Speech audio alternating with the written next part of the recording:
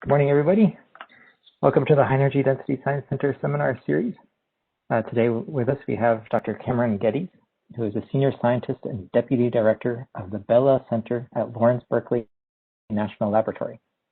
He joined Berkeley Lab in 2000, investigating the use of laser-driven plasma waves to build compact next-generation particle accelerators and photon sources.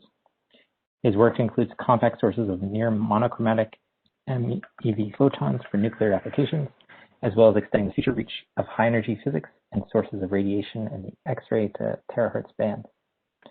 His work in the center has established key laser plasma accelerator properties, including high-intensity laser guiding for increased energies, narrow energy spread beams, and plasma density gradient injection for control. His current project has demonstrated reliable low-energy spread injectors using colliding lasers, as well as 250 MeV energies using 10 terawatt lasers of transportable size. He's also established that such accelerators produce low emittance using Betatron radiation and developed detector techniques for precise spectroscopy. He received his PhD in 2005 at the University of California, Berkeley, supported by the Hertz Fellowship, and he received both the Hertz and APS Rosenberg dissertation prizes for the first laser plasma accelerator producing monoenergetic beams, which was also featured on the cover as a top 10 discovery by Nature. And previously he received his bachelor's from Swarthmore in 1997 and the APS Apgar and Elmore prizes for thesis work on spheromac equilibria. He also worked in ICF plasmas at Livermore, wave mixing at Polymath, and small aspect tokamaks at Princeton and the University of Wisconsin. More recently, he has been awarded the fellowship in the American Physical Society, and in 2010, the John Dawson Award for Excellence in Plasma Physics Research. I'd like to tell everybody that today's seminar is recorded, so if you're uncomfortable with that, please log off. And also, it's an unclassified meeting, and we have external people logged in. Please keep that in mind. If you have any questions, please enter it in the chat field, and I will read them at the end. Otherwise, I'd like to extend a warm welcome to Dr. Geddes, and please take it away. Thank you, Paul. Thank you for having me here and for that kind introduction. And as Paul mentioned, I got my start in doing laser plasma work here at Livermore, including with some folks that I see online. I see Bob Kirkwood online and several others. That was a fantastic experience. And as I'll say today, we continue to have very strong collaborations with Livermore. And I hope that this seminar will bring up some additional areas for potential discussion. And I'll look forward to that as we finish. So as Paul said, I'm going to talk broadly about the plasma acceleration and high energy density science work that we do at the Bella Center at Berkeley Lab. So this is a summary of the Berkeley Lab current personnel in the Bella Center, and I see several of our alumni here as well. It's great to see you also, and I'm glad to see you at Livermore. And so I'm serving under Eric Esray, who's our director, as the deputy for experiments and primarily responsible for the experimental programs. And so this is an overview of our experimental facilities, and we have a suite of lasers that are driving both plasma acceleration and high energy density science capabilities. And our flagship for high energy physics work is the Bella petawatt laser, which is a 1 Hertz petawatt 30 femtosecond titanium sapphire system. And we have two complementary systems that are at the 100 terawatt level.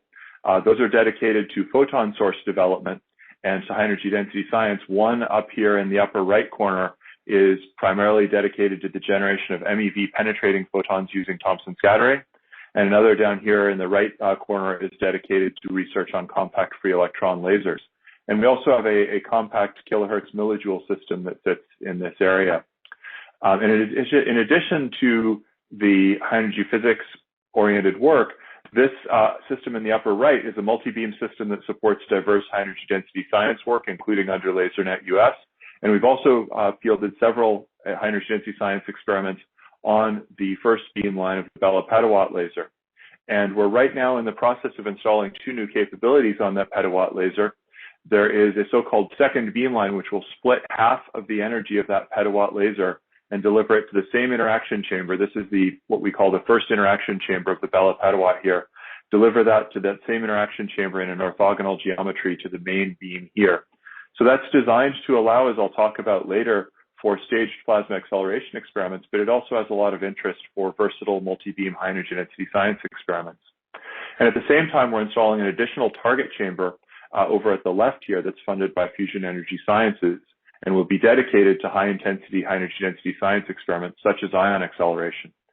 And that will bring the beam through this first target chamber, allowing us to do things like double plasma mirrors for contrast cleaning.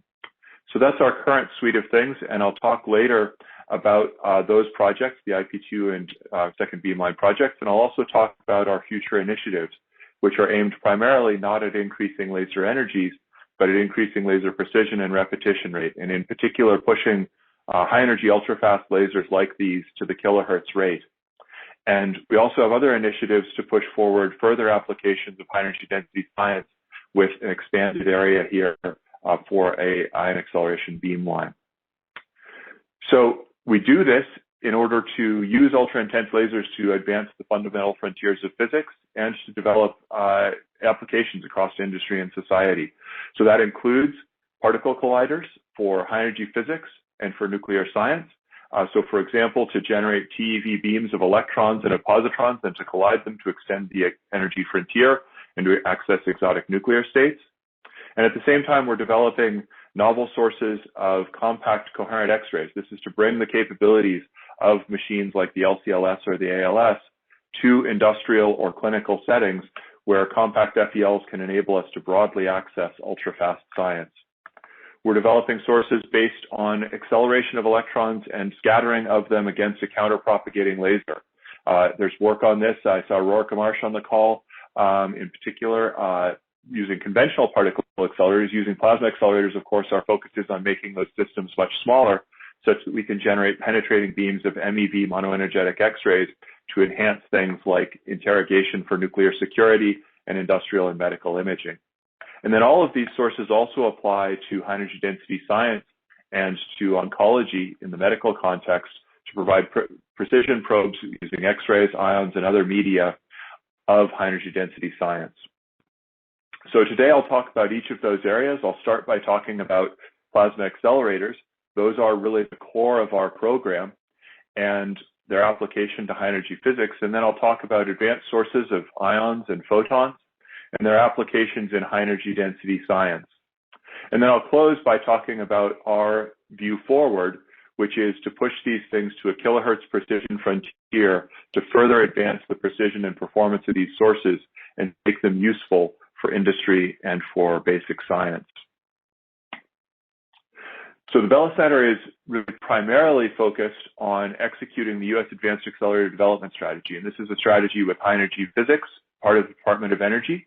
That's a strategy for taking plasma-based accelerators and using them to develop new types of particle colliders. And this is a very lofty goal, and I'll talk about the steps that have to go into it. So right now, we're deeply engaged in developing 10 GeV accelerator modules.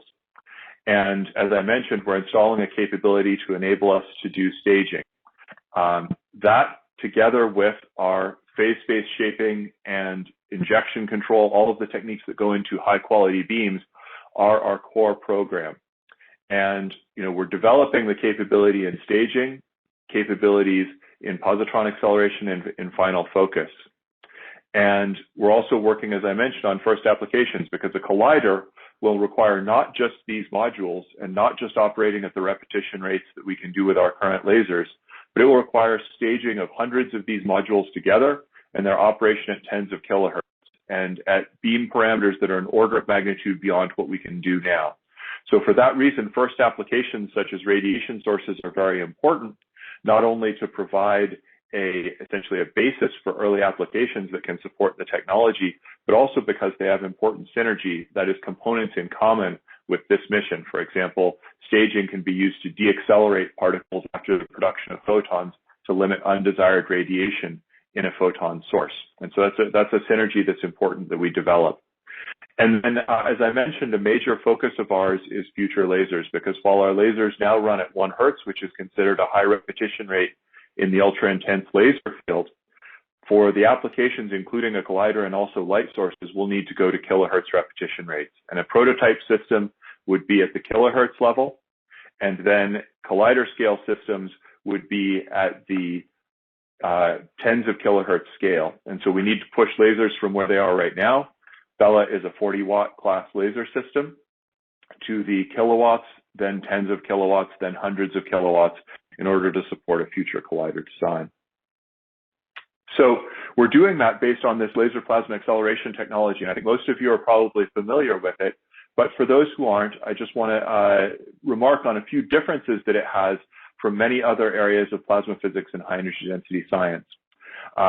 Whether it's in magnetic fusion or in inertial fusion or high energy density science experiments, typically plasma experiments are done in cases where the plasma process of interest occurs over timescales that are long compared to the fundamental oscillation periods of the plasma. That is, we're confining the plasma or we're allowing it to expand over many of its own intrinsic oscillation periods. And as a result, much of the physics that we're talking about is physics of confinement, physics of instabilities, physics of shocks, and things like that. So that's not the primary physics of plasma accelerators, because what we're doing is we're using a very intense, very short laser pulse. This is in red showing a laser pulse with its individual wavefronts resolved from simulation, propagating from left to right. And the blue color scale shows the density of the plasma electrons. And what you can see is that the laser pulse radiation pressure snowplows the electrons ahead of the laser pulse and diverts them out to the sides, creating high densities of plasma ahead of the laser pulse and to the sides, and a low density following the laser pulse. The ions are too heavy to move on these timescales, and so they remain stationary, and their restoring force pulls the electrons back, creating an oscillation. That is, we have a laser pulse, then we have a low electron density following it, then a high density, then a low density created by that restoring force. And our particle bunch is going to sit in this first oscillation period behind the laser pulse, or in some cases in the second oscillation period. So we're doing resonant excitation. Our laser pulse is shorter than the shortest oscillation period in the plasma, the electron-positron oscillation. Our structure length will be determined essentially by 2 pi c over the plasma frequency. And so this is a resonantly excited structure that's very fast. And the nice thing about that is that that's enabled accurate scaling laws for charge, energy, and laser requirements. So the simplest is just this plasma frequency that I already covered. And that implies that for typical parameters, we'll have about 100 micron structure. You can also derive the gradient that corresponds to full excitation. That is, you're fully perturbing the plasma. And it's at the order of 10 gigavolts per meter, which is many orders of magnitude beyond conventional accelerators and is really the fundamental interest in this technology. You can also derive the energy that you can achieve before this laser pulse both depletes its energy into the plasma and before the electrons, which can actually travel more quickly than the group velocity of the laser in the plasma, outrun it. And that could be 10 gigavolts per stage in tens of centimeters. And so these scalings actually have turned out to be rather verified by experiments. And this is an example of the energy scalings and showing the energy achieved versus the plasma density across multiple laboratories and many years of experiments. There is an exception down here in Austin in 2013. They used a longer laser pulse that wasn't quite resonant. And so that deviated a bit from the scaling. And there are others that deviate as well. But overall, these reliable scalings have allowed us to design accelerator systems and to anticipate the performance from a given laser with accuracy that, at least in the plasma field, is relatively high. And so that's been one of the things that's supported relatively rapid progress in this field and the ability to push these systems towards ever higher precision and ever higher beam quality. So these are examples of results from the Bella Center. In 2004, we achieved our first monoenergetic beams at 80 MeV. And ever since then, we've been building successively larger systems and operating them at lower plasma density in order to push the beam energy up. And that's really the key. In order to get higher beam energy, you have to operate at lower plasma density because that allows the laser pulse to propagate further before it depletes its energy and before the particles outrun it. And correspondingly, because at lower density, your structure period expands according to that 1 over omega p scaling, you need correspondingly a larger diameter, longer laser pulse, therefore with more energy. So 2004, 10 terawatts, 100 MeV. 2006, 40 terawatts, a GeV. In 2014, we brought the Bella petawatt laser online, and as I'll talk about, we almost immediately got 4 GeV, but we really couldn't use the whole laser, and I'll talk about the reason why that was the case. And most recently, we're now approaching the potential of that laser at 8 GeV. And at the same time, we've done experiments preliminarily showing that we could combine 2 stages. So far, just at the couple hundred MeV levels, showing that we could either add or subtract energy from a beam in a second plasma stage. And I'll talk about our future plans in that area as well. So our tool for pushing forward the energy frontier of plasma accelerators right now is our Bella petawatt system, which enables us to do experiments at 1 Hertz with 40 joules on target and 1% level fluctuation. That's, of course, much more than energy is important here. We're propagating a beam through a plasma over tens of centimeters in a guiding structure, as I'll talk about in a moment. And so that requires a great deal of precision, and that's a big part of our focus on the laser system. So our laser is one of the lower pointing fluctuation systems that we're aware of at about 1 microradian in pointing. But even that is a challenge, because if you think about aiming a beam at a target, we're going to focus to about 50 micron focal spot, and our focal length is such that even this 1 microradian corresponds to a significant fraction of the focal spot size. And so that's already something that we need to control, and I'll come back to that at the end of the talk, how we're working to do that. This is a pulse that has about 75% of its energy in the main structure with about a 6% peak fluence variation. So as you can see, you put 1% level fluctuation in energy, that sounds pretty good. But as you start building up the different factors, this variation does start to increase. You have a variation in focal form. Then you also have compression to about 30 femtoseconds. But there's also, of course, a variation in the temporal pulse form that contributes. And so that both of those roll into the peak intensity, which has about an 8% fluctuation. And I'll talk a little bit more in a moment about the contrast, which is at about the 10 to the 9 level. So measurement and characterization of the laser is a large fraction of what we do in order to deliver it to target, both for plasma acceleration and high energy density science experiments. The laser is actively controlled, although at relatively low repetition rate. I'll talk at the end of the talk about high frequency pointing correction. But we measure, for example, the pulse front tilt resulting from misalignment of the gratings that compress the laser and optimize that in order to control the propagation of the laser. We use deformable mirrors to improve the focal form of the laser. And we use cross-polarized wave filters and other techniques to suppress undesired pre-pulses. And this is an example of one of our contrast scans showing the elimination of one of the key features that was limiting us in the past, and pre-pulse contrast at about 10 to 9 in this case. So why is all of this important? This is an illustration of the physics that went into that 4 GeV result and that limited it. So if we look at the focal spot of our laser in vacuum, it looks reasonably good. It has a strong central feature and a little bit of halo around it. So you could fit a Gaussian to that and think that a lot of the energy was in a Gaussian, but that's really not actually true, because what's happening here is we have what's really a quasi-flat top mode. So this is showing the vacuum near field of the laser. This is obviously a diagnostic cutout. We don't have a hole in the mode, but we do have a quasi-flat top beam that has also high frequency spatial structure. And so all of those things then come to play when we need to propagate the beam over a long distance in the plasma. And for that 4 GeV experiment, that distance was about 6 to 8 centimeters. And so what you can see, these are simulations showing how a Gaussian beam would propagate in a given channel, and then looking at this more realistic profile, in this case, just the radially symmetrized part, not all of this high frequency content. And you can see that that top hat beam does not propagate in the same way. And in particular, this is a contour of the outer edge of the beam, and you can see that there's much more energy at large radius that can damage the guide. And so what that then means is that in order to guide this top hat beam, you have to actually go to a higher plasma density than you otherwise would. And that influences the parameters you can access. And in fact, it was the limit in those 4 GeV experiments. This was our capillary plasma channel. The plasma form here is shown that it's a particular channel that we used, and it wasn't able to guide the top hat beam at the low densities that we required. And so the result was that if we looked at the intensity evolution of the laser across that structure, it was evolving strongly and in a complicated way that turned out to really influence injection and to limit the energies to which we could go in those experiments.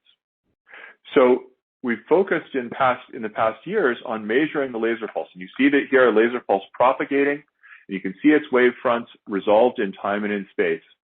And you might think that this is a simulation, but in fact, this is a measurement. And we're actually very excited about this.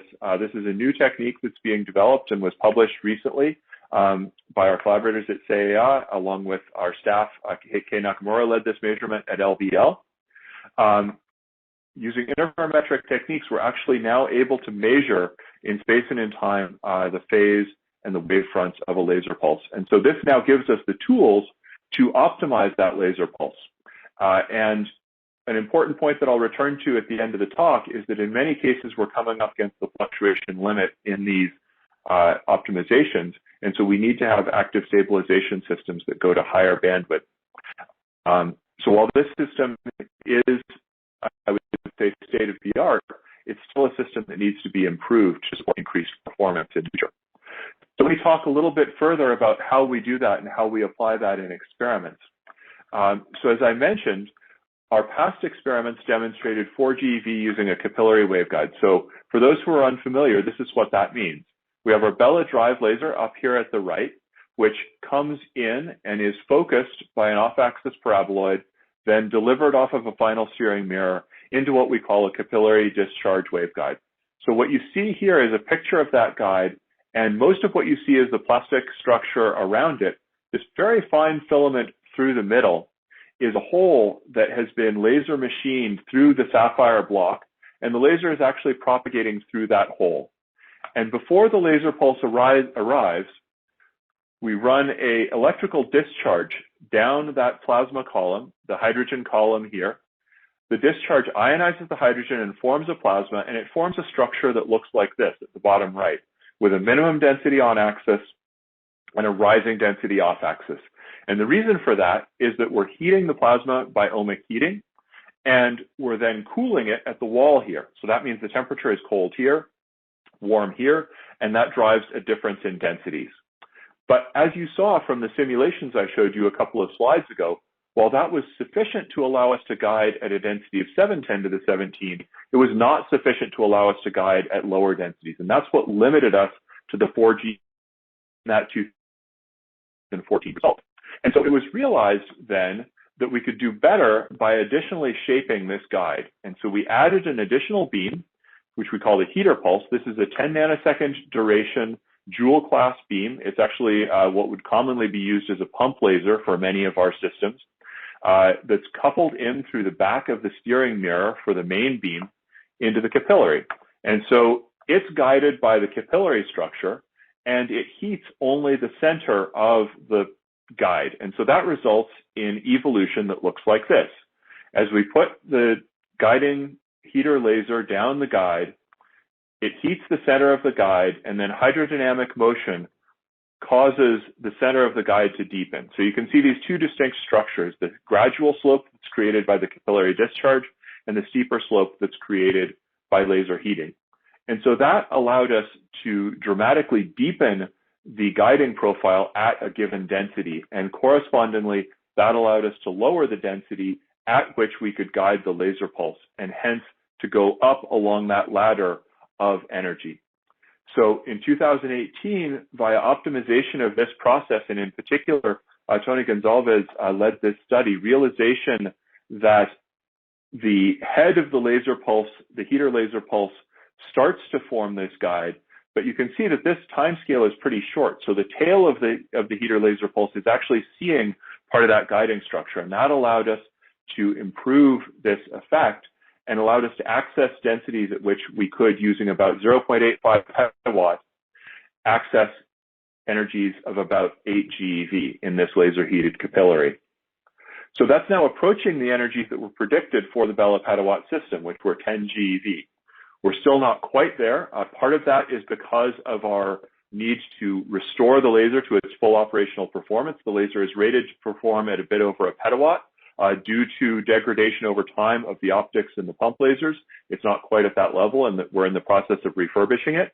And it also requires us to further control the shaping of the guide and to better control injection into the structure. These experiments are still essentially self-injected. That is, we're driving the wake up to a very high amplitude and allowing it to inject particles from the background plasma instead of using an independent control method.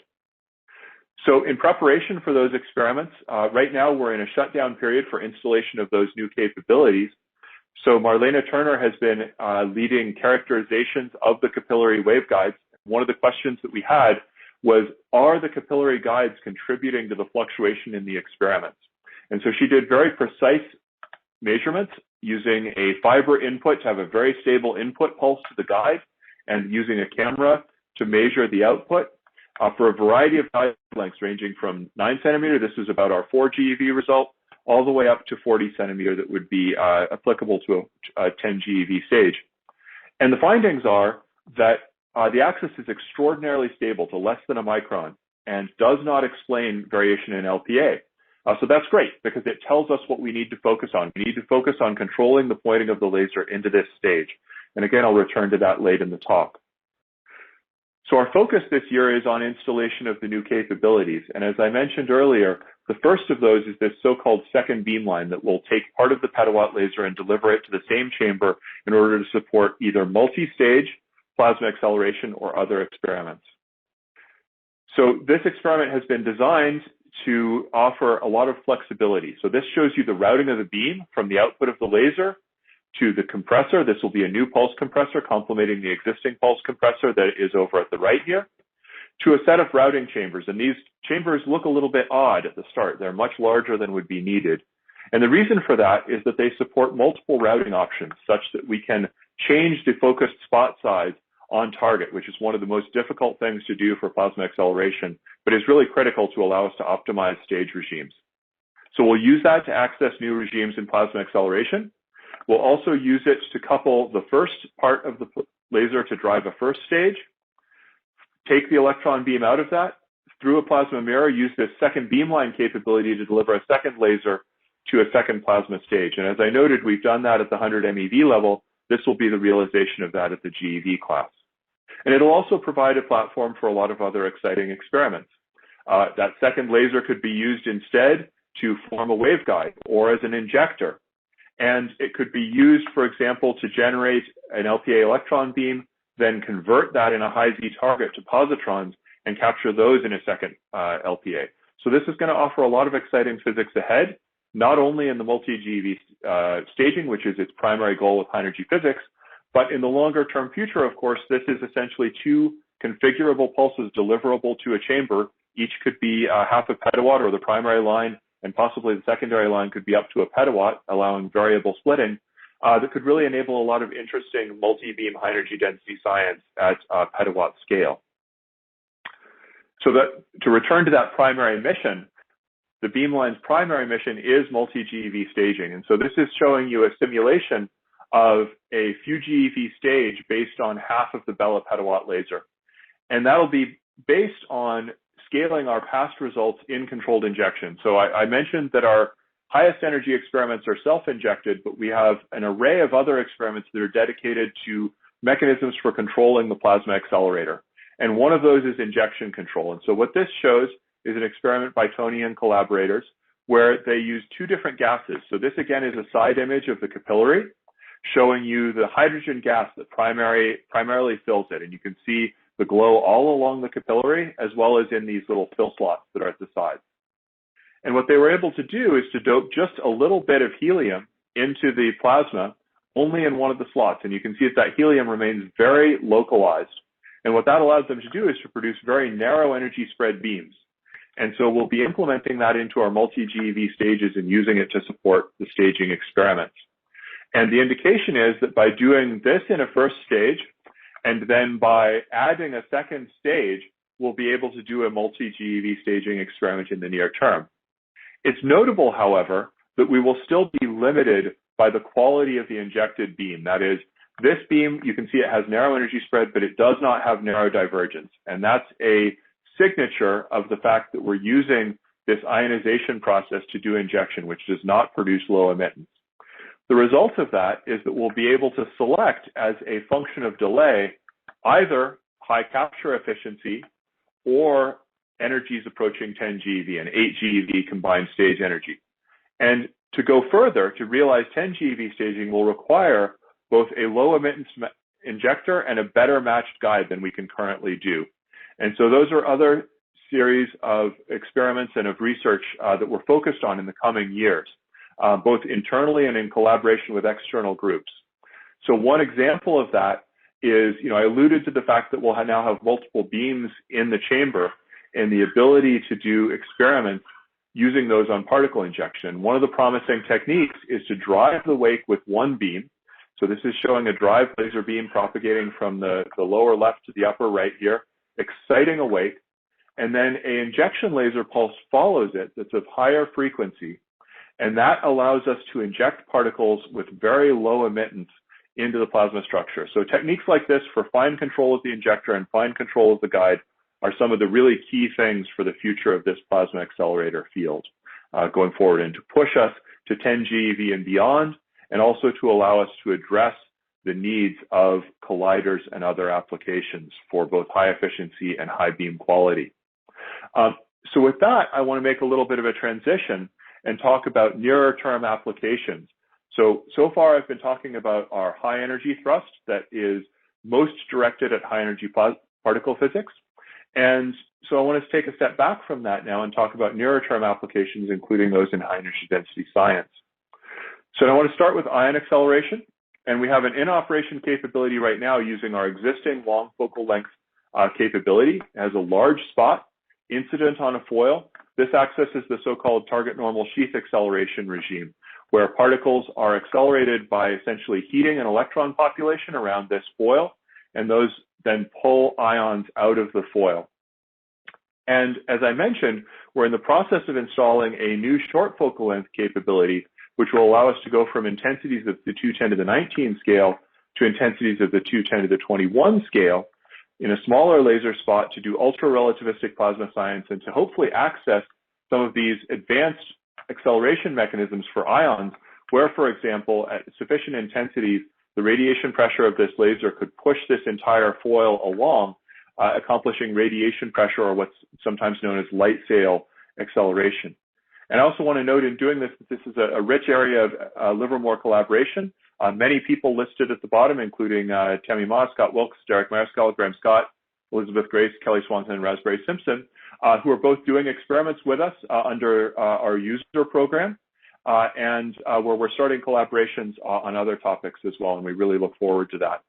So some past results from the Bella Center on that sort of large spot size TNSA regime. We've used the high repetition rate of the laser to enable us to do really highly statistically relevant experiments. And I think this is one of the distinguishing capabilities that we have. So this shows a scan of the laser pulse compression. This is an article that was recently published by Sven Steinke, showing that as you change the laser pulse compression, as expected, at long pulses, you get low energies, and that increases. But there's actually an optimum that's slightly away from best compression. And that was explained essentially by a sweeping effect in the laser spot. And so that's an example of the detailed physics that you can do with high repetition rate and that we think will be exciting in years coming forward. So we then take that laser produced ion beam and we start to think about how to use it. So our plasma capillaries can be used not only to guide laser pulses, but also as high field plasma lenses. So I've got a tube here of plasma that has an axial current along it. That axial current means an azimuthal magnetic field. So that azimuthal magnetic field is symmetrically focusing, and it can focus either ions or electrons, depending on the direction of the current, of course. And so this shows the discharge focusing of a proton beam onto a secondary target and onto a spectrometer. We've then used that setup to do experiments on radiobiology, and there's an article that will be coming out soon showing how photons produced by laser plasma accelerators can access possibly advanced therapy modalities like flash, where you deliver dose very quickly, and that can affect the radiobiological effectiveness of the therapy. And of course, you can have other types of samples. These are examples of targets that Thomas Schenkel is leading for essentially ion implantation and creation of color centers relevant to quantum computing. And so I think this is a platform that has a lot of interesting high energy density science to be done on it, and a lot of collaboration potential with Livermore. At the same time, we are installing that new high intensity laser beamline. As I mentioned, the beam comes through the primary target chamber here. It's brought out, collimated, brought into the new chamber, and then focused for the highest laser intensities at 10 to the 21 watt per square centimeter. And this primary chamber can then be used to house a double plasma mirror for contrast enhancement to achieve very high contrast, which is important at these intensities. I then want to talk a little bit about other types of sources, so photon sources specifically. And we have a variety of photon source experiments that we're pushing forward, many of which I think have relevance to high energy density science experiments. So the first is precision MEV monoenergetic beams. And this again is the approach where you generate an electron beam and scatter a laser from it. And the plasma accelerator offers you compactness because you need a several hundred MeV electron beam to do this. And so this could offer precision characterization for applications ranging from the identification of treaty objects to industrial non-destructive evaluation to the scanning of cargo. And so you can imagine a scenario where instead of putting a wash of broadband and broad angle photons across something like a truck, you have a beam that you can target and that you can sweep, and where you could actually adapt dose to put the most dose where it's needed, and where you could adapt both energy and flux in order to have high specificity identification. And this photon source project also involves some collaborations with Livermore on simulations, in particular Dave Grody and Alex Friedman. And it's accomplished using a multi-beam laser system that delivers a primary beam to target to drive the plasma accelerator, as well as a secondary beam to accomplish the Thomson scattering. And that also provides a flexible platform for multi-beam high energy density science experiments, including some upcoming experiments with Derek and Tammy and Raspberry and many others coming up on this system under LaserNet. We have a second 100 terawatt system that's devoted to the development of compact free electron lasers to make accessible coherent ultra-fast science. So I'll talk a little bit about each of those systems. So this is the diagram of the monoenergetic MEV system. It's a 100 terawatt laser facility with a laser bay and a interaction chamber here that offers us the ability to configure multiple beams on target and then a separate photon source experimental area.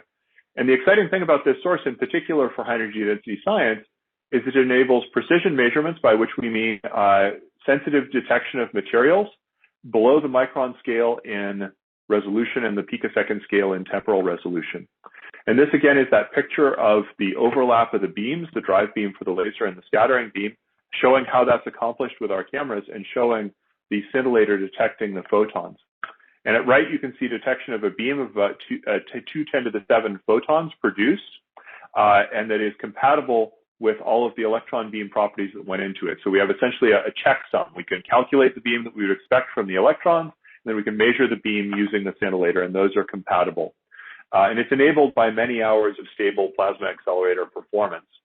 And these techniques have the ability to reduce dose and increase specificity in X-ray and CT techniques by 1 to 2 orders of magnitude, and also to support application in LaserNet US experiments for users. So let me talk a little bit more about those advantages. And this, again, is something where Livermore collaboration has been key, including simulations by Marianne Descales, who showed that these types of monoenergetic sources dramatically increase the contrast that you can have between materials. So this is an object where multiple materials are sandwiched together to make something that's very challenging to detect, the kind of thing that someone might do if they were trying to shield a nuclear object from detection. And you can see that a conventional Bremsstrahlung photon source with broad energy spread gets very little contrast even on this very strong transition essentially between plastic and lead, and essentially none between the high Z shielding and the nuclear material. Whereas an appropriately tuned monoenergetic source shown in red can get significant contrast enhancement. You get about a 10-fold increase in contrast. At the same time, you mitigate scattering because the beam is very narrow divergent. So as the beam goes through a thick object, for example, a chunk of steel here, it scatters, but you can essentially separate that at long distance. The small emission spot of the photons also allows you very high resolution in radiography. And so this was the subject of a multi-lab study, including folks at Livermore and at Berkeley, to show that these could improve performance in terms of dose and also in terms of material specificity tenfold. And we have ongoing collaborations and discussions with others at Livermore, including Harry, Steve Glenn, and Joseph Bendehan. And we really look forward to probing some of these applications and also to doing some high energy density science experiments. The second 100 terawatt system is developing a plasma accelerator based free electron laser, where we take that plasma accelerator beam, refocus it. Crucially, our beams are very bright, but their brightness is in the wrong dimension. They have broader energy spread than an FEL wants and shorter pulse length. And so we can essentially compensate for that in a chicane by stretching the beam out, decreasing its slice energy spread and current at the cost of increased duration. But that actually works for the FEL. We then refocus into the undulator, and this system is just beginning to operate. It now has stable electron beams, and the LPA decompression is operating, and the undulator is installed. And over the coming year, we hope to demonstrate first gain around 3 eV with a future scaling path to tens of eV. And eventually, we hope to a compact KeV FEL that, again, could offer a lot of capabilities for high energy density science when partnered with a large driver. So that then brings me to my last point on these sort of types of sources, which is that we are open for collaboration and user access under LaserNet US, which is a network that provides user access for users in high energy density science, in light sources, in measurements using these sources, and also for high energy physics. We definitely are interested in collaborative projects. As I mentioned, we already have several underway, which we're excited to push forward, and we'll welcome discussion with all of you. I want to highlight briefly 2 of those that are relevant in this area. One is a collaboration both with Carolyn Carance's group at Michigan, and also Philly C and others here are involved, as well as Raspberry and Elizabeth. And here we use a plasma accelerator, we accelerate an electron beam, and we just let the electrons oscillate in the strong transverse fields of the accelerator itself. And that produces broadband KeV X-rays that we're using to sense the shock driven in a water jet by a secondary shock driving laser. So this provides us the possibility of a high energy density science platform with micron resolution and with femtosecond resolution at 1 to 5 hertz repetition rate, so that we can really do precision hydrodynamics. I think that a lot of high energy density science experiments we do using big drivers, we get single data points. And so here we have the opportunity to do experiments at lower energy. So we have a lot of scaling to do, but with great power in both resolution and in the ability to take many, many frames in order to understand the detailed physics of the phenomena. So at the right, you see a demonstration of the micron resolution of the imaging system. And I'm excited to say that in the last days of the campaign, we did get water shock images in that campaign, demonstrating that this platform can work and can sense shocks in water jets. And so that precision imaging is ongoing. And as I'll touch on at the end of the talk, this is right now at 1 hertz, but these types of lasers, these energies of lasers have a future at the kilohertz repetition rate. So you can literally imagine doing tens of thousands, hundreds of thousands of shots of this type of experiment to build up a tremendous power in both temporal resolution, spatial resolution, and eventually things like tomography. Another LaserNet US experiment that's been very exciting has been a collaboration with Ohio State University, which showed that we could field a double plasma mirror based on the liquid crystal targets that Ohio State has developed. So most plasma mirrors are based either on solid substrates or, in a few cases, on either translatable tapes or other things. All of those things have both debris problems and essentially shot number problems.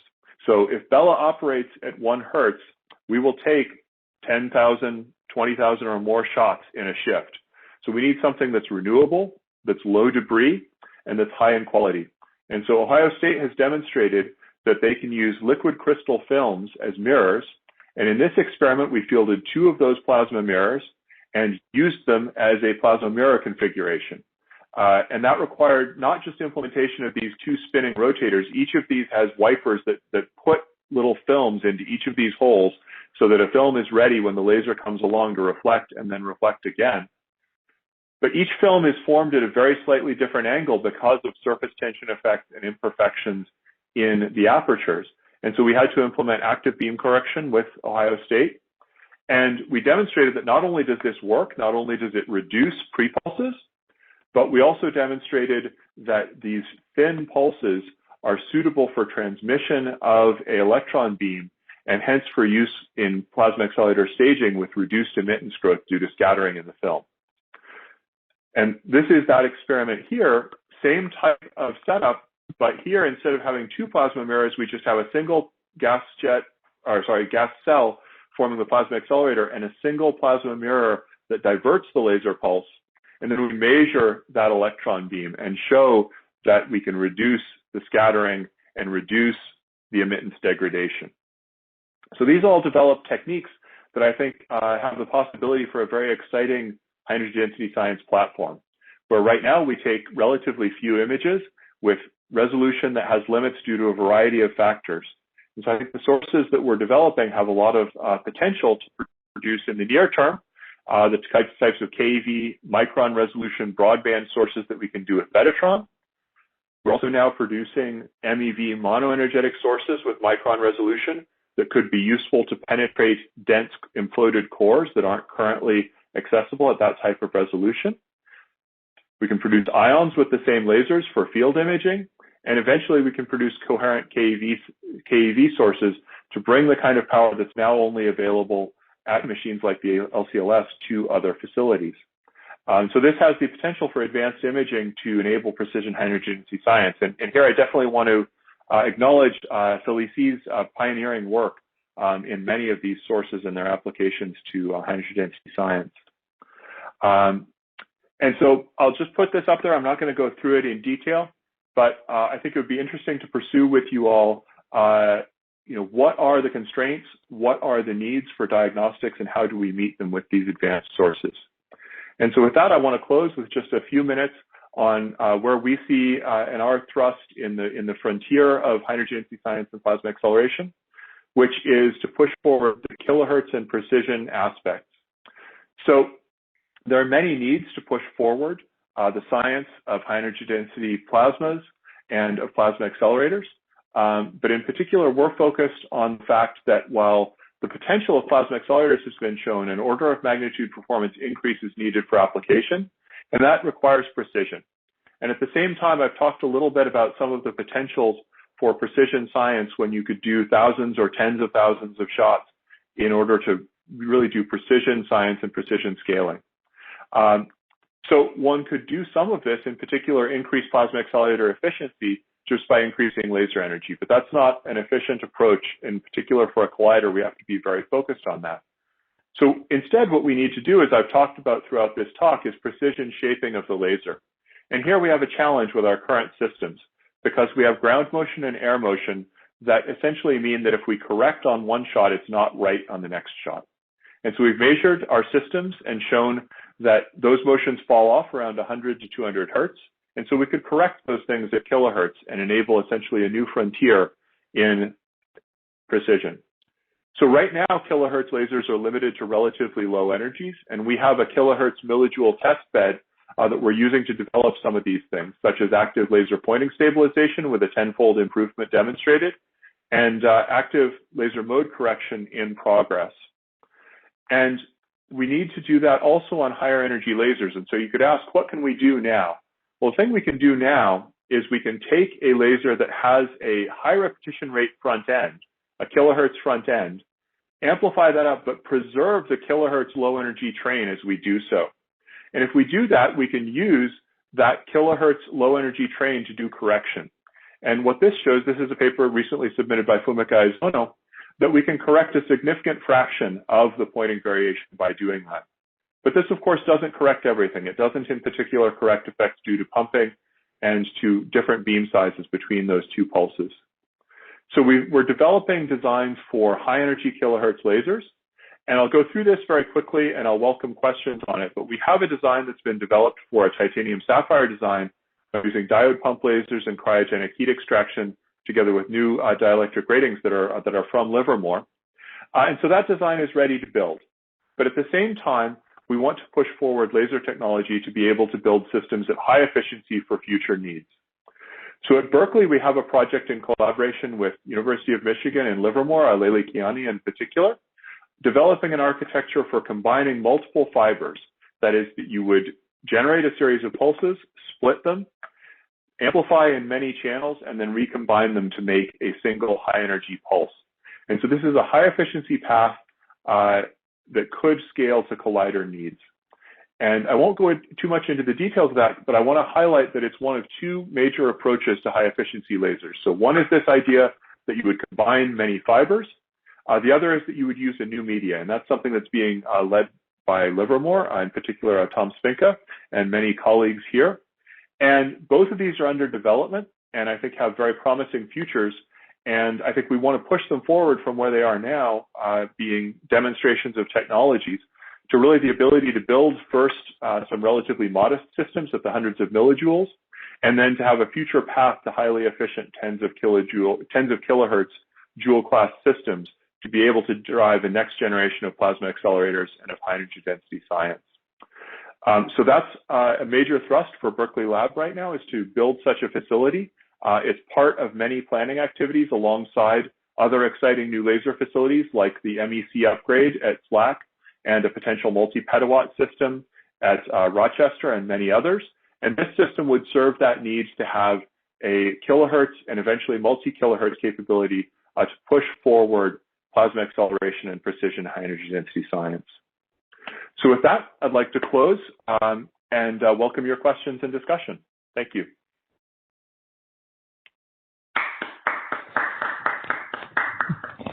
Yes, please unmute yourself to give Cameron a nice big applause. And also in the meantime, please enter your questions in the chat field. Thank you.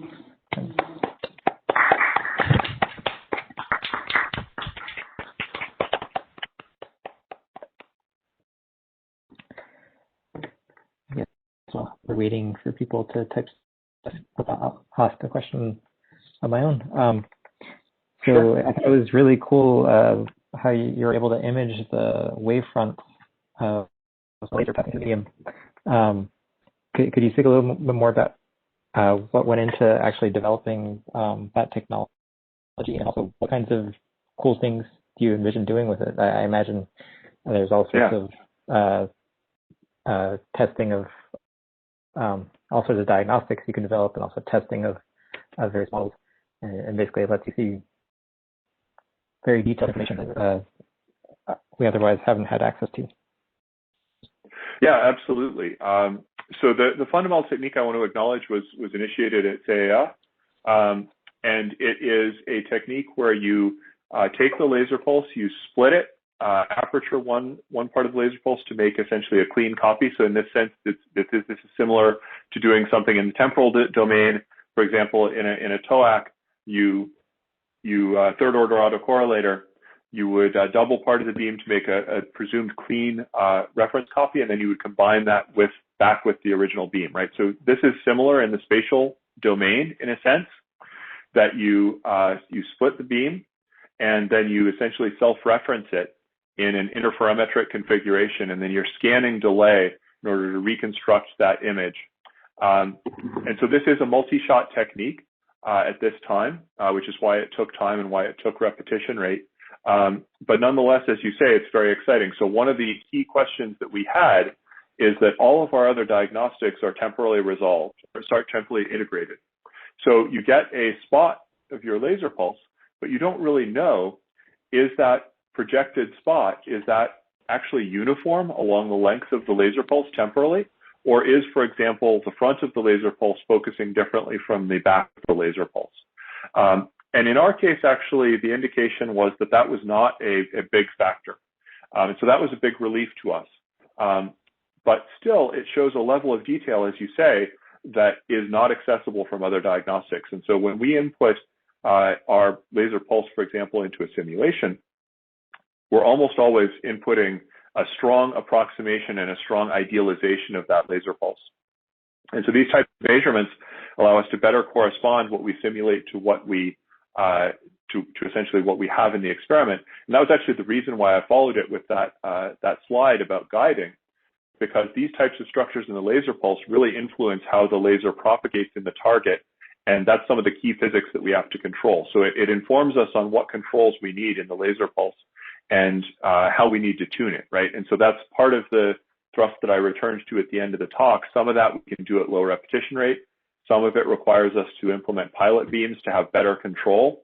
And then, to really control it properly will require higher repetition rate lasers. And there's a sequence of things that we can do both on current facilities and using new facilities. Thank you very much. So there's a question from Scott Wilkes. This is a great talk, and just wondering whether the fact that one of the future lasers operate at 2 microns help or hurt you. Yeah, it's a really interesting question. I think it varies by application, obviously. So it turns out that for plasma acceleration specifically, there are different constraints on a collider than on a photon source. So for a photon source, you would like a particular electron energy out of a single stage, typically, because you don't want to do multiple stages and suffer that complexity.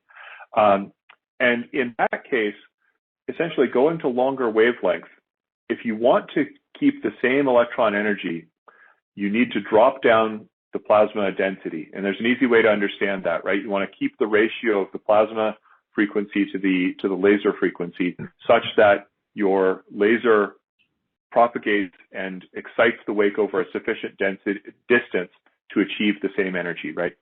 So what does that mean? So at 2 micron relative to 1 micron, you go to lower plasma density. If you keep the rest of the scalings constant, what that implies is that you would need a higher energy laser by a factor of 2.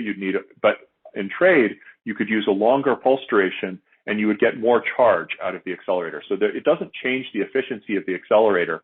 It just changes the amount of essentially charge that you would get at given energy. And for most applications, that's okay.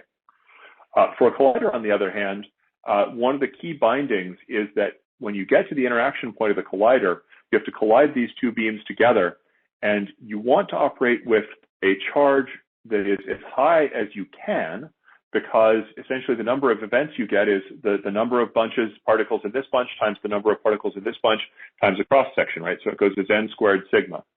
So that would imply that you want a lot of particles in the bunch. But eventually, as you increase the particle number in the bunches, these bunches will essentially electromagnetically interact and tear each other apart. So a beam-beam interaction. So essentially, a collider will have a specified number of particles in the bunch limited by that interaction.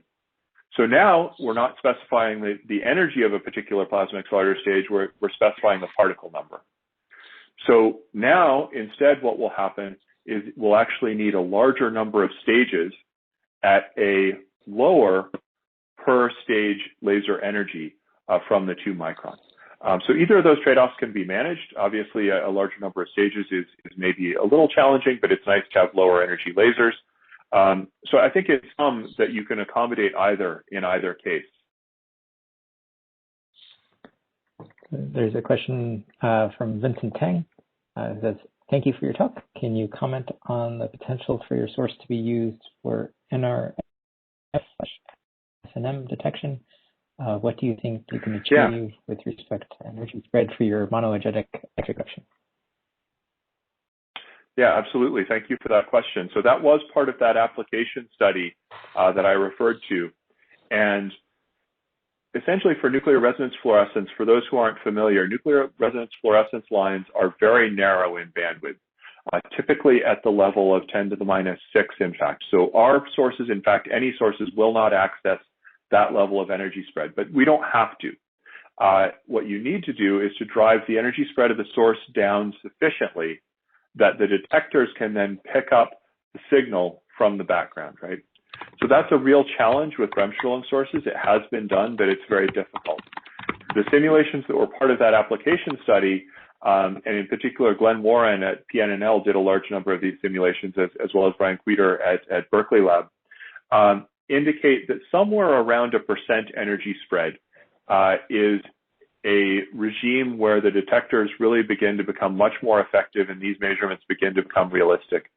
And at those energy spreads and at kilohertz level repetition rates, you could identify objects of interest, for example, to treaty verification scenarios or to cargo detection scenarios in minutes timescales. So right now, our sources do not access those energy scales. And the reason is, it's actually not the energy spread of the electron beam primarily, it's its divergence. So in Thomson or Compton scattering, you have an electron that comes along and a photon that comes nearly counterpropagating. And you have both an energy spread in the scattered photons that's due to different electron energies, but also photons that are emitted at different angles also have different energies. And so if you have electrons that are at different energies, different angles, they will emit different energies along the axis of the beam. So what our simulations indicate is that we have produced in plasma accelerators beams, electron beams, that is, with 1% level energy spread. We need to make those beams more stable. And once we do that, we then need to refocus those beams, probably using that plasma lens technology that I described, to a larger focal spot to reduce its divergence. And if we were to do that, we could then access 1 to 2% level photon energy spreads that would be suitable for NRF. And in fact, simulating ways of doing this has been a big part of Dave Grody's work, and he has a paper on that coming up. So we do see a path for doing that. It will require further source development, which we're definitely excited to do.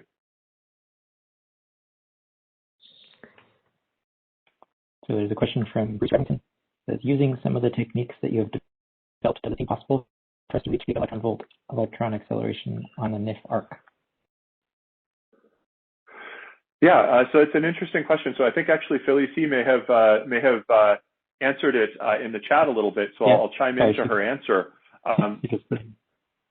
Yeah, so she's exactly right that the pulse lengths of arc are such that it could only do self-modulated LWFA. So what do we mean by that? We mean that the picture that I gave was a so-called resonant picture where the laser pulse duration is shorter than the plasma period. So for giga-electron volt acceleration, you want a plasma period that's in the tens of micron range. So that implies a tens of femtosecond laser pulse. And of course, arc is much longer than that.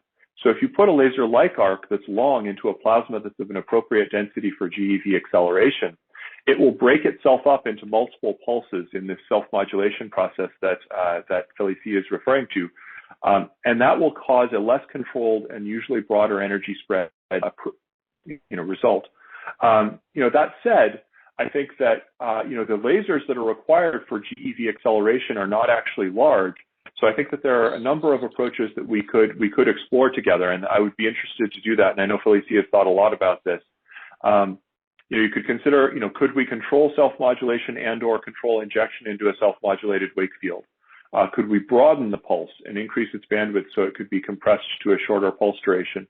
Or could we pump a laser, an independent laser that's of moderate scale? You only need joules to do this and use that as an alternate approach. So as Philly C says, in order to blow out with arc, you'd need arc to be many petawatts with its current pulse length, or alternatively, you'd need it to be much shorter in pulse duration.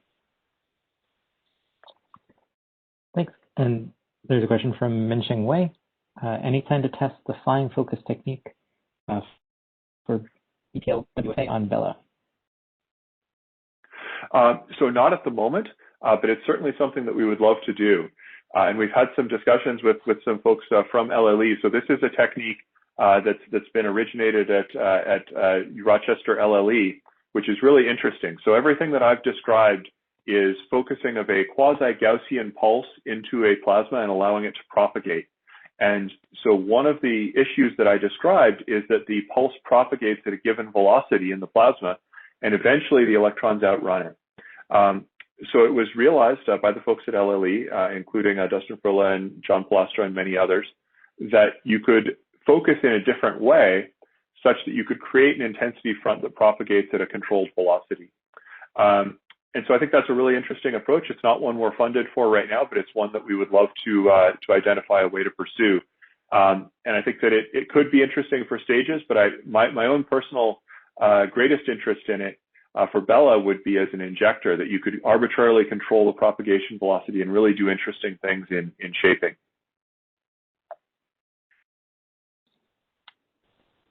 I guess those are all the questions, and let's thank our speaker again.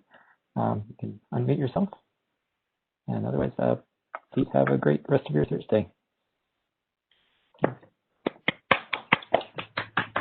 Great talk, Cameron.